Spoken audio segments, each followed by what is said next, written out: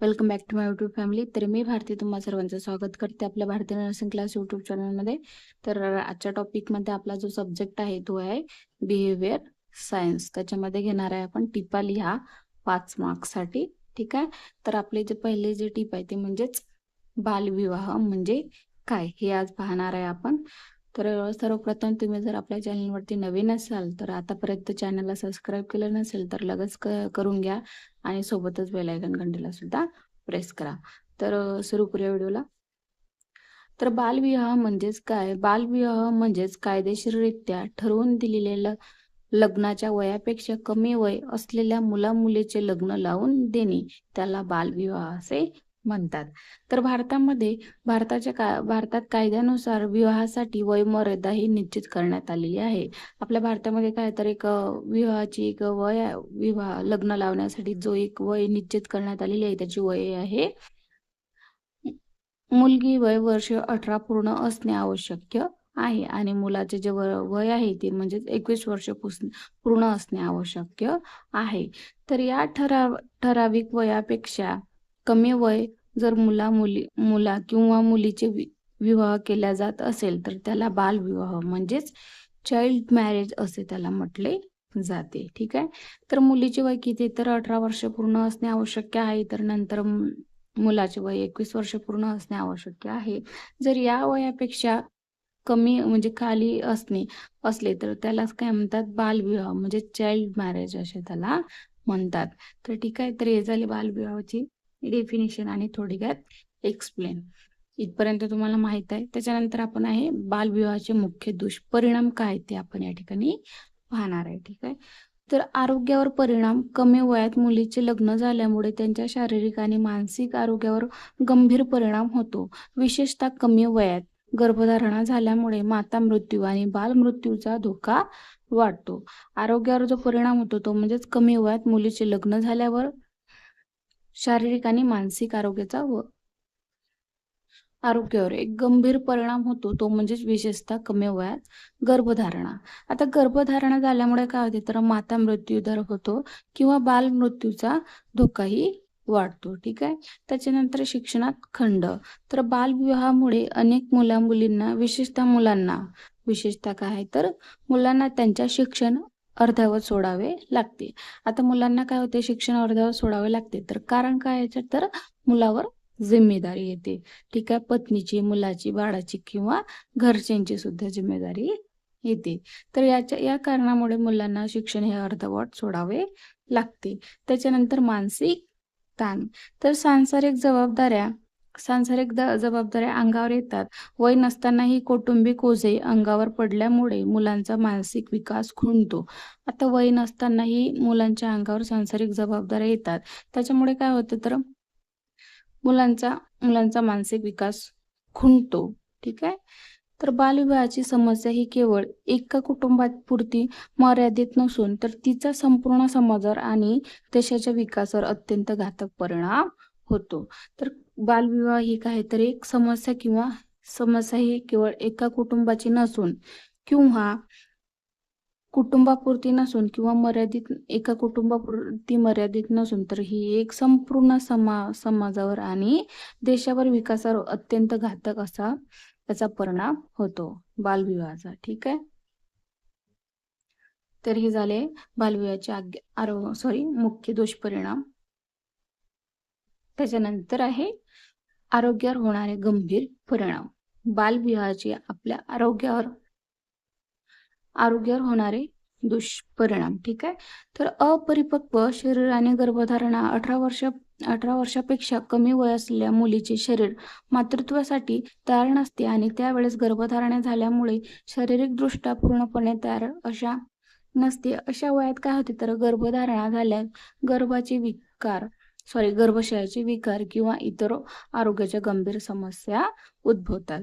तर ज्यावेळेस 18 वर्ष पूर्ण नसलेली स्त्री किंवा मुलगी ज्यावेळेस गर्भधारणा तिला राहते तर त्यावेळेस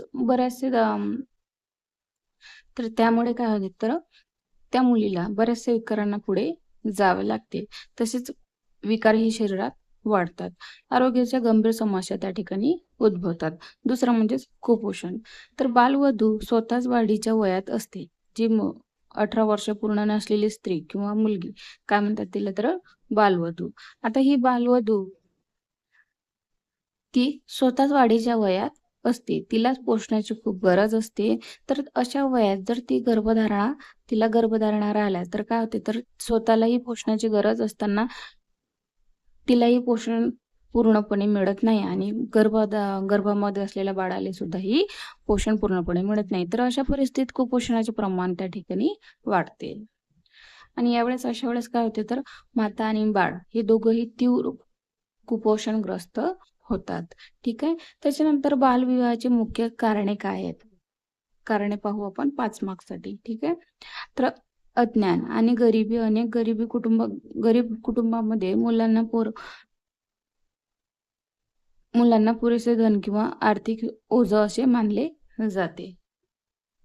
आता अज्ञान आणि गरिबी. अज्ञान म्हणजे अशिक्षित आणि गरिबी. तर अशा घरात काय होते तर अनेक गरीब कुटुंबामध्ये मुली ज्या असतात ते मुलींना परके धन असे मानले जाते किंवा आर्थिक ओझं मानले जाते. तर त्यामुळे काय होते तिचे लवकर लग्न करून दिल्या जाते आणि सामाजिक रूढी परंपरा. दुसरं कारण काय तर सामाजिक रूढी परंपरा.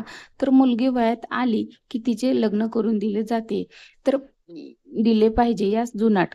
आता मुलगी वयात आल्यानंतर काय होते तर जे जुनाट विचार असतील तर त्या विचाराचे व्यक्ती काय म्हणतात तर मुलगी वयात आल्यानंतर तिचे लग्न केले जाते. आणि आणि आजही असे काही ग्रामीण किंवा दुर्गम भागामध्ये बालविवाह हा चुरून केला जातो. ठीक आहे. तिसरं कारण म्हणजे सुरक्षतेची भीती. आता मुलीच्या सुरक्षतेची भीती म्हणजेच पालकांना, आई-वडिलांना जी असते ती. तर मुलींच्या सुरक्षतेची चिंता किंवा समाजात होणारी बदनामी टाळण्यासाठी अनेकदा पालक काय करतात तर घाईघाईने मुलीचं लग्न उरकून टाकतात. तर हे सुद्धा त्याचं एक महत्त्वाचं कारण आहे या ठिकाणी. त्याच्यानंतर याच्यावर उपाय काय आहेत? बालविवाह रोखण्यासाठी आपण काय उपाय करू शकतो सरकार? ठीक आहे. तर शिक्षण देणे, मुलींना पुरेसे शिक्षण देणे. मुलींना उच्च शिक्षणासाठी प्रोत्साहित करणे हा बालविवाह रोखण्यासाठी सर्वात प्रभावी उपाय आहे. मुलगी शिकली तर ती स्वतःचा निर्णय ती स्वतः घेऊ शकते. त्याच्यानंतर कायद्याची कडक अंमलबजावणी ही झाली पाहिजे. कायद्याचे कोणीही उल्लंघन न केल्यास बालविवाहाचे परिणाम येत नाही. त्याच्यानंतर जनजागृती आणि समुपदेशन. तर जनजागृती ती राबविणे. तसेच आपल्या समाजात जे काही लोकसंख्या असतील त्यांना काउन्सिलिंग करणे मुलींच्या शिक्षणाबाबत. तर मुलींना कशाप्रकारे शिक्षण द्यावे, शिक्षण दिल्यास मुलीच्या कशाप्रकारे प्रगती होती, या सर्व गोष्टींची त्यांना जे अशिक्षित लोक आहेत त्यांना प्रत्यक्षपणे समजून सांगणे. तर अशा उपाययोजना केल्यास मुलींच्या बाबतीत बालविवाह हा टाळला जाऊ शकतो. तर आता सध्याच्या कंडिशनमध्ये असं कोणत्याही ठिकाणी होत नाही. ठीक आहे. तर आता ही कोणत्याही चोरून किंवा बालविवाह असा कुठंही सध्या दिसून येत नाही. कारण आताच्या जनरेशनमध्ये मुलं-मुली हे एक समान आहेत आणि मुलीसुद्धा सुशिक्षित, शिक्षित व इंडिपेंडेंट आहेत. तर हा जो आपला चॅप्टर आहे हा फक्त एज्युकेशनशी संबंधित आहे. ठीक आहे. तर यालाच बालविवाह असे म्हणतात. तर त्याच्यामध्ये आपण काय पाहिलं बालविवाहाची डेफिनेशन म्हणजेच व्याख्या, बालविवाहाचे मुख्य दुष्परिणाम. आता बालविवाह केल्याने त्याचे मुख्य दुष्परिणाम कसे आहेत ते, त्याच्यानंतर आरोग्यावर होणारे परिणाम आणि बालविवाहाचे मुख्य कारणे कोणते आहेत, की बालविवाह कोणत्या कारणाने आधी केल्या जात होता म्हणजे पूर्वीच्या कंडिशनमध्ये. ठीक आहे. त्याच्यानंतर बालविवाह रोखण्यासाठी उपाय. तर इथपर्यंत तुम्हाला समजलं असेल. याच्यामध्ये काही अडचण आल्यास तुम्ही मला कमेंट करू शकता किंवा अत्यंत सोपी असा हा पॉइंट आहे. जर तुम्हाला हा क्वेश्चन पेपरमध्ये जर आला बालविवाह म्हणजे काय, तर तुम्ही हा सरासरी म्हणजे आरामशीररित्या हा त्या ठिकाणी कंप्लीट करू शकता क्वेश्चन. याच्यामध्ये काहीही अवघड नाही आहे. तर 5 मार्क्ससाठी हा आपला क्वेश्चन आहे. बालविवाह म्हणजेच काय, याचे डेफिनेशन आणि याचे मुख्य दुष्परिणाम आणि कारणे व त्याच्यावर उपाय काय आहेत. ठीक आहे. तर थँक्यू. भेटूया नेक्स्ट व्हिडिओमध्ये. तोपर्यंत बाय. आणि व्हिडिओ आवडल्यास प्लीज आपल्या चॅनलला लगेच सबस्क्राईब करा आणि आपले मित्रमैत्रिणींना सुद्धा आपल्या हँडरायटिंग नोट्स शेअर करत जावा. ठीक आहे. थँक्यू.